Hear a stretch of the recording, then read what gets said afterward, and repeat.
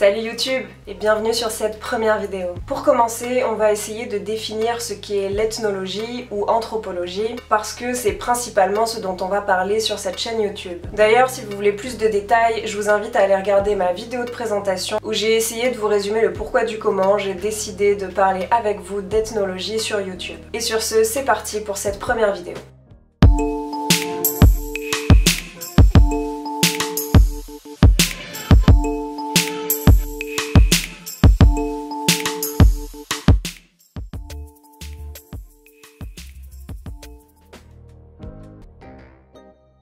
Le désir de connaître et de comprendre la diversité du monde existe depuis au moins l'Antiquité.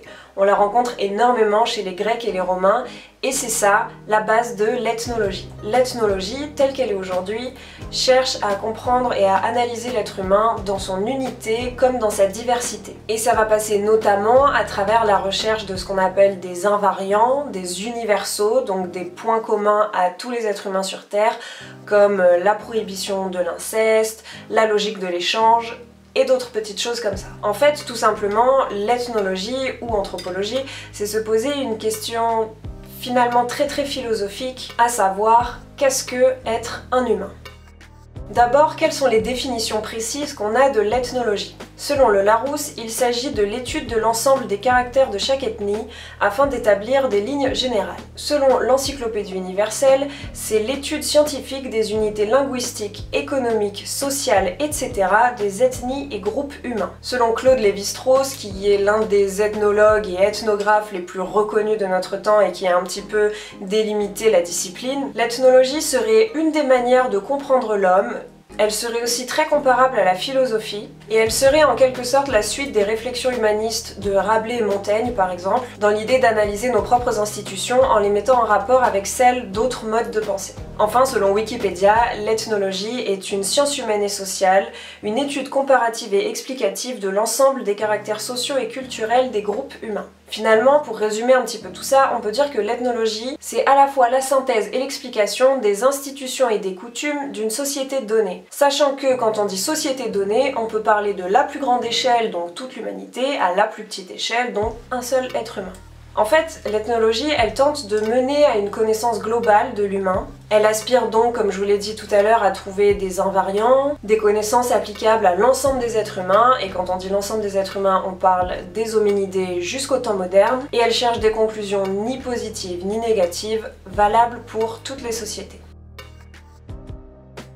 Alors qu'est-ce que c'est la différence concrètement entre ethnologie, anthropologie et sociologie ? Dans un premier temps, on va rencontrer l'ethnographie qui consiste à recueillir des données sur le terrain principalement et que Marcel Griaule, dans Méthode de l'ethnographie, définit comme connaissance des activités matérielles et spirituelles des sociétés, étude des techniques, des religions, des institutions politiques et économiques, des arts, des langues, des mœurs, etc. Ensuite, l'ethnologie, elle analyse ces données. Et l'anthropologie, ça serait le travail comparatif final.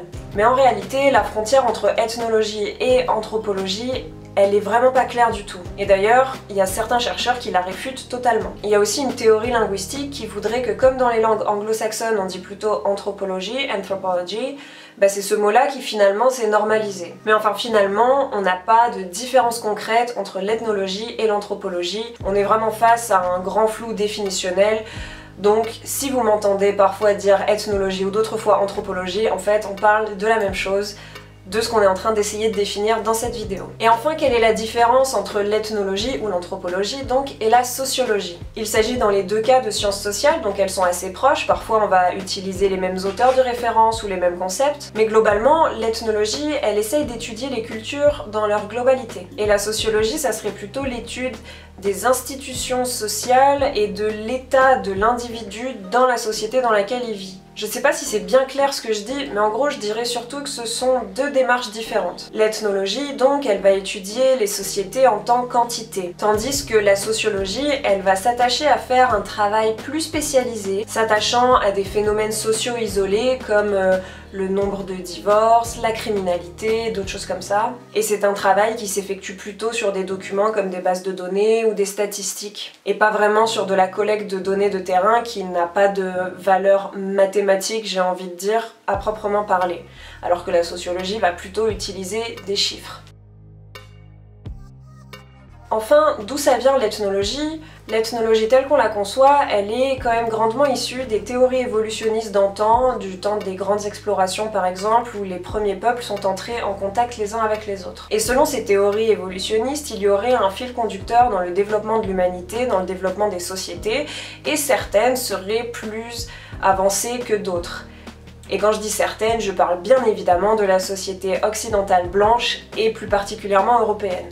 Et donc forcément, l'anthropologie, l'ethnologie, elle s'est construite totalement à contre-courant de ces théories. L'ethnologie, finalement, c'est l'inverse de l'évolutionnisme. Déjà parce qu'il n'y a pas de société primitive et de société civilisée. Parce que étudier la diversité, c'est comprendre que tous les peuples ne suivent pas un schéma de développement commun. C'est aussi comprendre qu'il y a des régimes d'historicité différents, qu'il y a des rapports au temps différents et que l'histoire n'est pas unique. Toutes les sociétés en sont au même stade de développement, c'est juste que chaque société ne suit pas le même développement. Et d'ailleurs pas que les sociétés, tous les êtres vivants qui cohabitent sur cette terre en sont tous au même stade de développement, parce qu'il n'y a pas un seul développement. Ainsi, l'ethnologie c'est le meilleur remède à l'ethnocentrisme, c'est-à-dire à cette tendance à juger les autres sociétés à travers ses propres valeurs, à travers son propre prisme de compréhension de la réalité. L'ethnologie c'est vraiment tout le temps relativisé, il n'y a pas de valeur universelle. C'est un regard porté sur l'autre, c'est apprendre à connaître l'autre, ses coutumes, sa culture. Elle aide au développement harmonieux des sociétés, tout entraînée dans des processus de changement brutal avec la mondialisation. Et ainsi, elle permet quand même de modifier le regard porté sur l'autre. Un regard qui est quand même souvent façonné par des préjugés immémoriaux, beaucoup plus qu'on en a l'impression. Et ce, en passant par la compréhension,